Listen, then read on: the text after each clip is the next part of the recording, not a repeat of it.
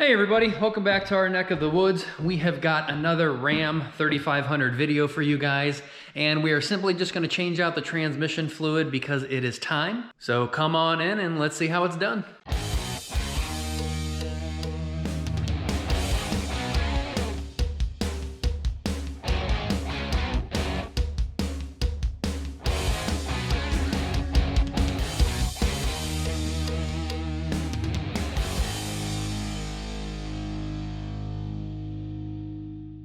All right, so I might have made a mistake and mentioned before that I said every 30,000 miles, because we have the high output Cummins turbo diesel, that we have to change out the fluid and the filter every 30,000 miles, but that's not true. Looked up in the manual and we only have to change out the fluid every 30,000 miles and we have to change out the filter every 60,000 miles. Now, I have no idea if this has ever been done. There was no record because we bought this truck used. The only information I have to go off of is the Carfax report.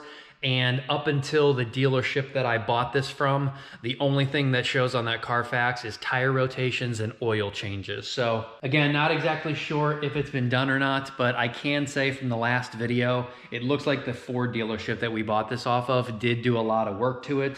They did a tire rotation. They did the windscreen wipers. They did the front brake pads. I almost want to say, because we didn't have a genuine Mopar CCV filter, I want to say they went ahead and changed that out.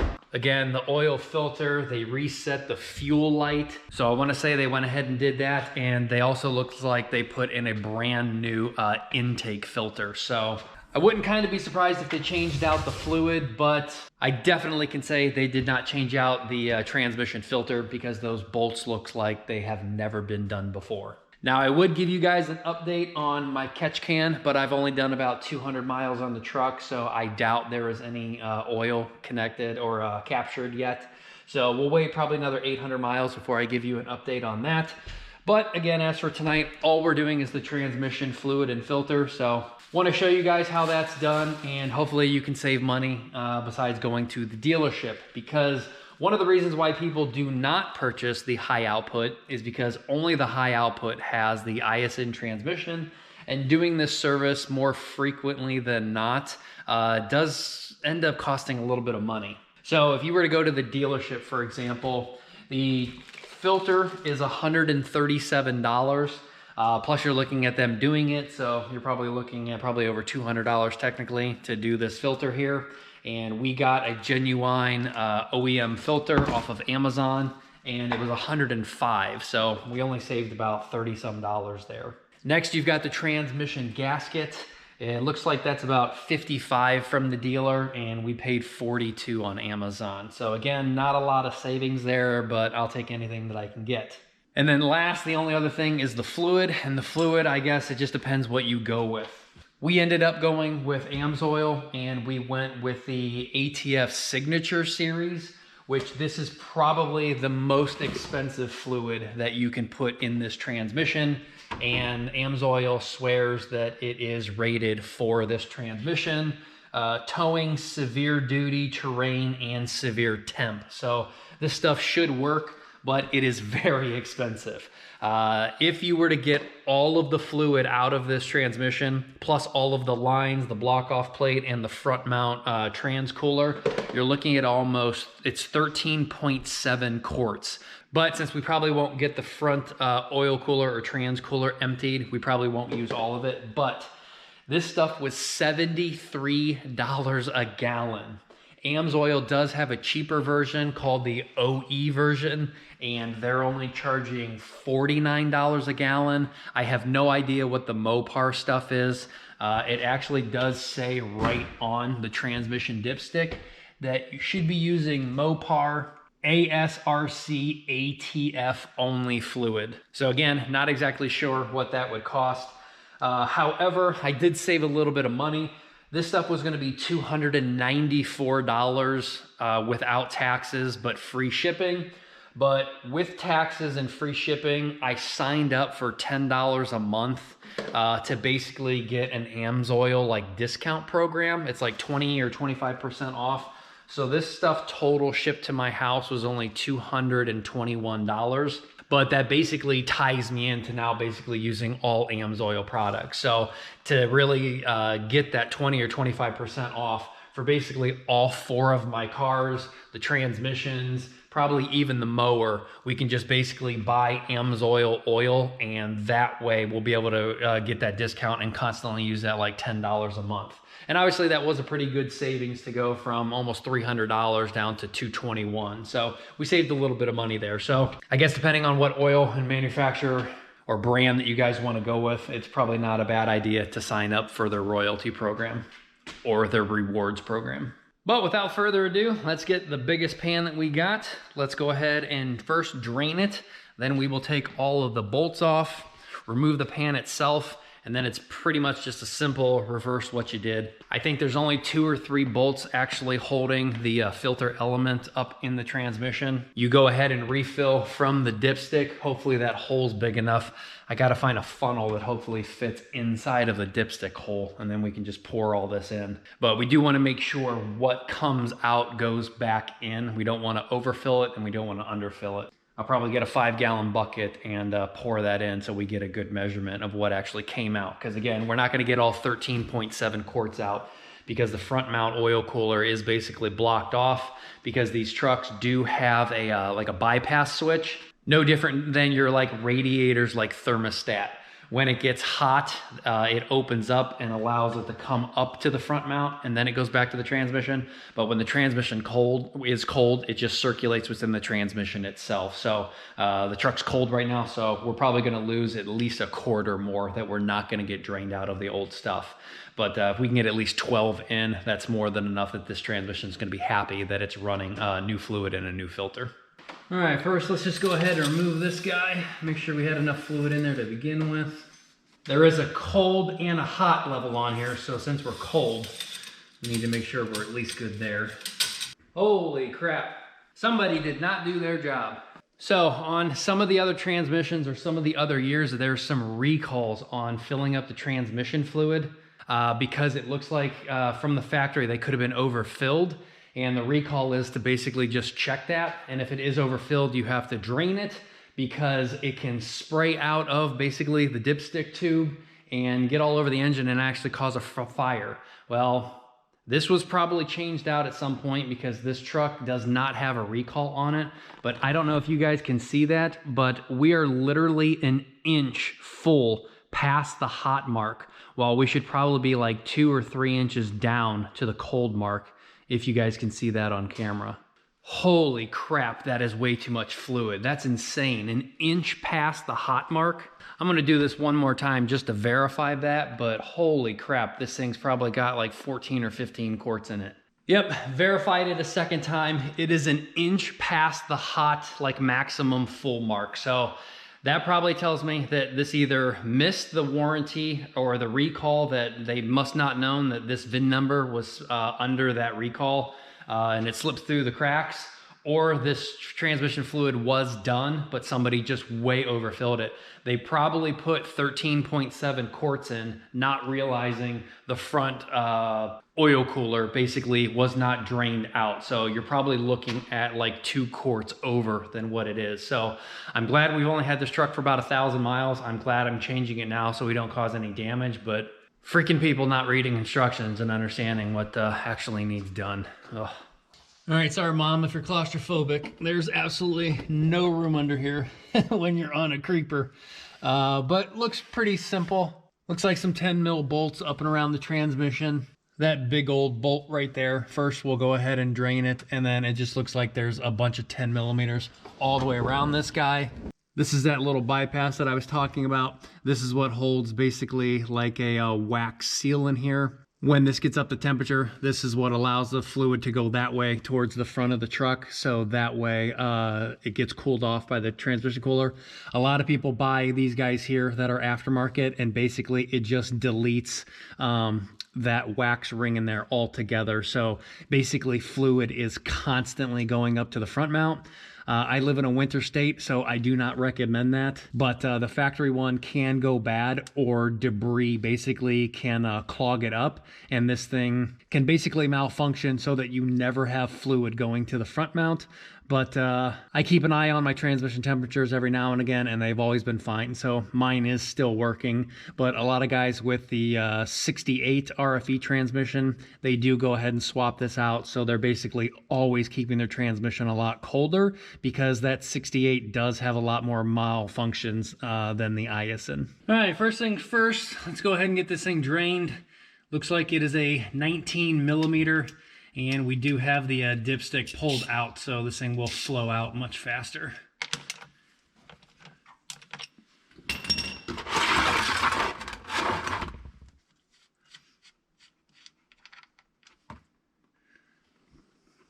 But that is a tiny little hole, so 14, 15 quarts. This is gonna take a minute. All right, so I think we got in luck again. It looks like from the color of that fluid, it is very, very red. So it looks like somebody did change it at one point. So I think we're lucky that this was done sometime within the last 60,000 miles. I don't think it was done at 30,000, but at least we know we shouldn't have any transmission problems.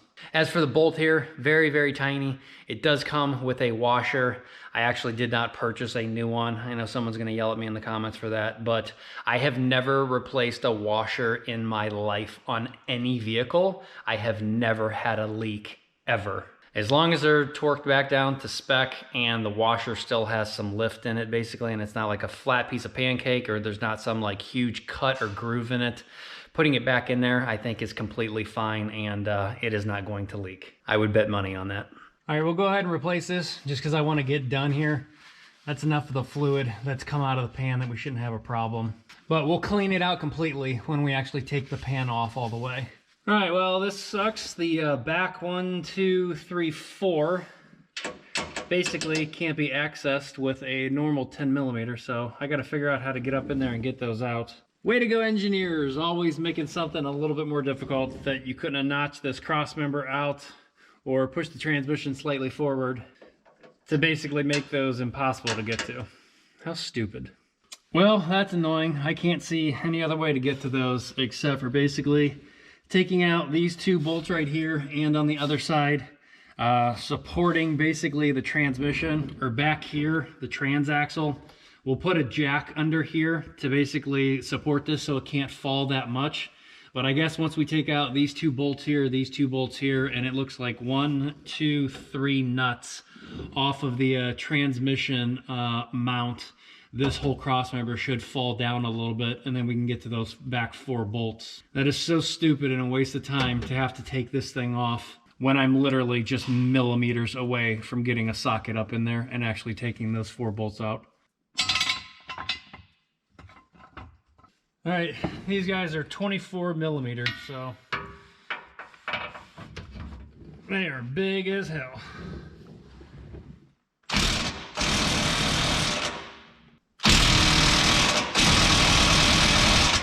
Gotta be kidding me.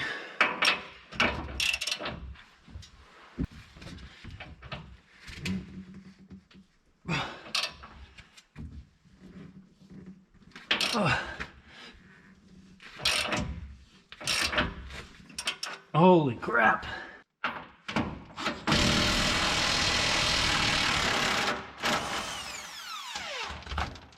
So the bolts are loose. I can take both of them out, but the cross member can't fall because this bolt here has got this little anti-spin on it, and it's obviously holding it up. So that means we have to take out this cross member bolt, which is even bigger than 22 millimeters, just so we can take this nut off and get it out of the way, and then this can start to fall away. I hate engineers. You guys don't make any sense in the automotive industry. All right, so this cross member bolt is 27 millimeters and it's not coming off. I can actually feel my 1/2-inch drive is gonna snap. The bolt's not moving, but something in here is about ready to let go. So can't get this bolt off. We're probably just gonna have to bend this little thing out of the way so that way it can fall. As for getting the cross member off of the transmission mount, it looks like these are 15 millimeters and there's 3 of them. So I guess once these bolts are removed, the only thing then going to be holding up the transmission is when it starts to sag and hit the jack stand. And we do have a rubber pad up in there to not gouge the aluminum transmission. But these either need bent out of the way or they're gonna need cut off or something, because that bolt's not coming off. It's massive and it is torqued down to some ungod known number.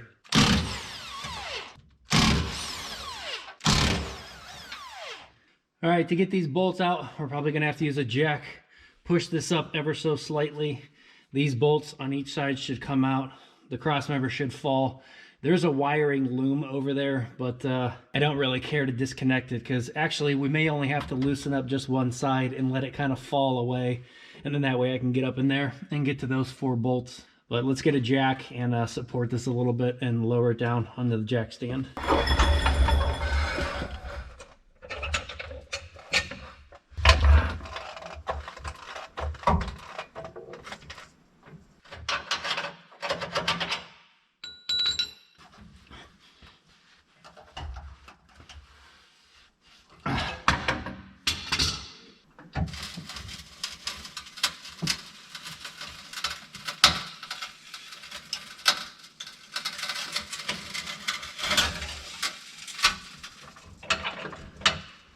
All right, that's coming down nicely. The jack is supporting the weight of the transmission, because I can take this off now. We'll lower it down all the way. Just got to get to those 4 bolts. Alrighty. All right, I left 1 bolt up here in the front because the pan was dropping, so I'm glad I did that, or it would have fallen on me.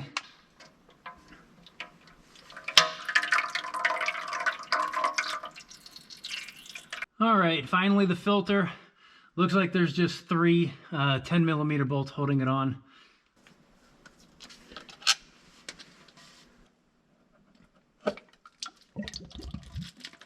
Of course. All right, get the new O-ring lubed up. Let's see if we can't pop it back in there. There we go. All right, this is all plastic, so torque spec on these, I don't know off the top of my head, but we'll just call them good and tight. They were not tight at all. All right, filters changed. I'm gonna go ahead off camera, clean all of this up, clean the gasket surface off. We'll dump out the old pan here, clean it out too, make sure there's no like metal flakes or anything in it, and then just reverse order everything.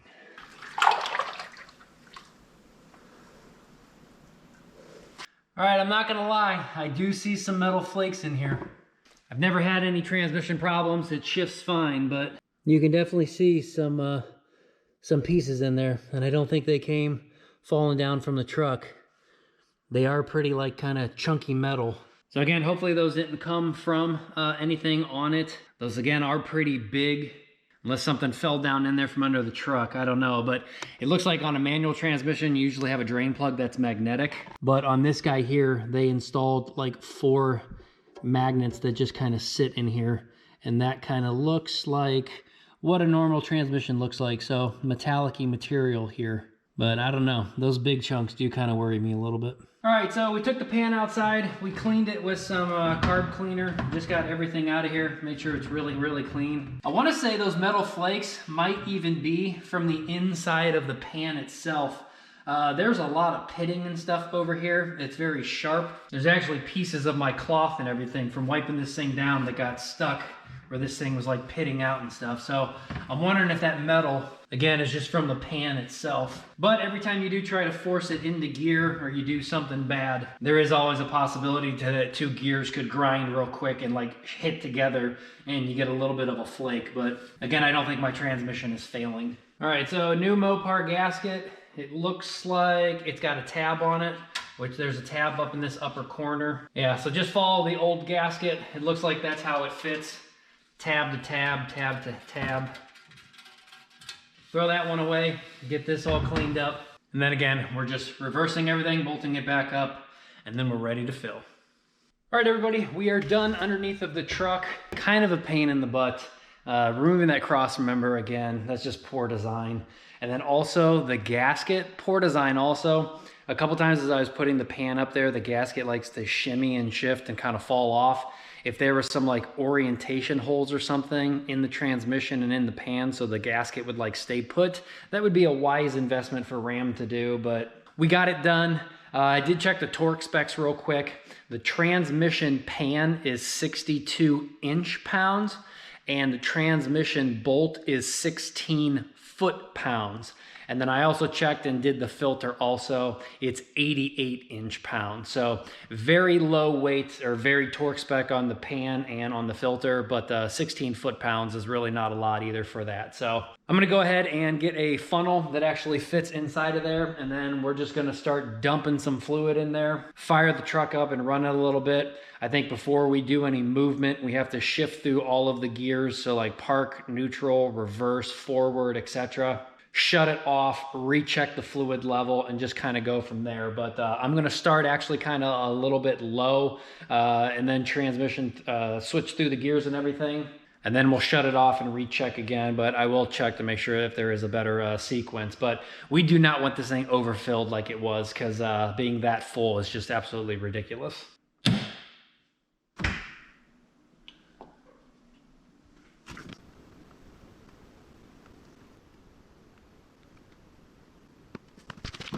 All right, I just finished putting roughly 2 gallons and a little bit of the 3rd gallon, so we'll call it about 9 quarts. I am curious to see just where it is, because now I'm paranoid this thing's gonna be overfilled. And sure enough, we are overfilled. So that sucks. Obviously the filter is not full yet. None of the fluid has circulated, so I got a feeling that's gonna drop a little bit. But I did check real quick online. The startup procedure is basically just start the truck up about 5 or 6 times and not engaging the gearing at all. Just start it up and let the transmission, filter, pump, suck, whatever it's got to do. We should expect a check engine light because we removed the filter, and when we pop that filter out, you saw all that fluid dump out. There's going to be an air pocket in there, and it's going to throw a check engine light saying something's wrong with the fluid and the transmission is going to need service, etc. But enough people have said online, start it up 5 or 6 times, the check engine light will actually go away, because now everything's like repressurized, and you shouldn't have to like reset the code or anything. And then after that, we can go ahead and try like reverse and drive, etc., and shift through the gears to see how it feels. Then hopefully I will be able to come back up here and recheck real quick, and hopefully it is where it's supposed to be. But fingers crossed, let's go ahead and fire it up. Let's see what happens. All right, fire her up. A little chilly, so it's gonna take a second.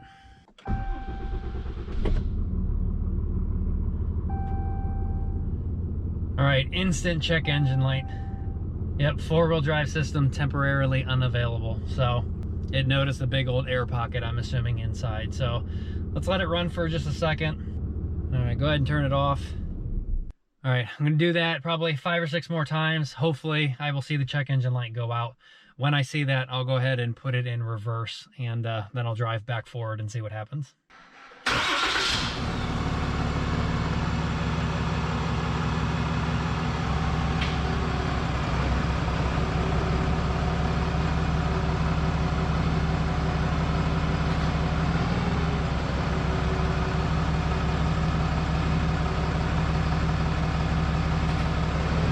All right, check engine light is still on. It'll probably go out when we go for a drive. It did shift beautifully. I didn't hear any loud clunking or anything. Well, you were gonna be able to see it a second ago, but I've been draining it. Its gravity's pulling it down. I was about 1/4 of an inch above the cold mark. So basically right where I want to be. So about 9 quarts did it. So 9, 10, 11, 12, 13, wow. 4.7 quarts are stuck in the line up inside of the transmission and up here in the front mount transmission cooler. That's insane that that much fluid's left over. But yeah, only 9 quarts basically to do the job. But we still need to go for a drive. Like I said, I'll keep some of that 3rd gallon in the back of the truck. If I've got to fill up when I go put gas in it one day, we'll go ahead and do that. But yeah, that looks to be a job well done. Hopefully, just when I get out on the road, there's no problems. And there you guys have it. A simple-ish transmission change, minus that cross member and the gasket not having like an orientation hole. I did notice someone else online, they did not remove their cross member. They actually used a very, very short 10 millimeter, and then their extension, which is a lot skinnier, was able to snake up in there and get up in there. But I was using a long 10 millimeter, which was hitting the cross member. So I guess maybe I could have avoided that, but it made it just slightly easier getting those bolts out and getting that back in with the cross member just dropped a little bit instead of completely removed. So do what you want to do, I guess. But that should wrap this video up here. Again, I will give you guys updates later down the road to see if there's any problems, because not only is that fluid not original fluid, Mopar fluid, not only is it the AMSOIL, not the OE formula, but it's their toughest of the line signature series. And I guess if I have any problems, I'll report back to you. But AMSOIL did email me back and say it 100% will work. They sent me their warranty info in case anything happens to my transmission. I've got the timestamp and the mileage, that the date that I did it. And I guess if I get in any trouble, it'll be like a warranty nightmare. But fingers crossed, hopefully it's good fluid. So if you liked the video, learned anything, hit that thumbs up. Subscribe if you want to see more of the Ram. Let me know if there's other stuff that you wanted to see done. We are having a video coming up soon. I am putting some new winter tires on this thing, or some summer and winter tires, but the truck is going to get a little bit taller. The tires are a little bit beefier. And I am thinking about removing those steps down there. I don't like those steps. They get in the way. I don't always use them. And when you're getting in and getting out, they just kind of hit my shins and hit my feet. How many of you guys out there do not have Ram steps? Or if you put the steps on, maybe you didn't like them and you went with something else. Maybe like the automatic retractable kind. But we'll see. Until then, take care, guys.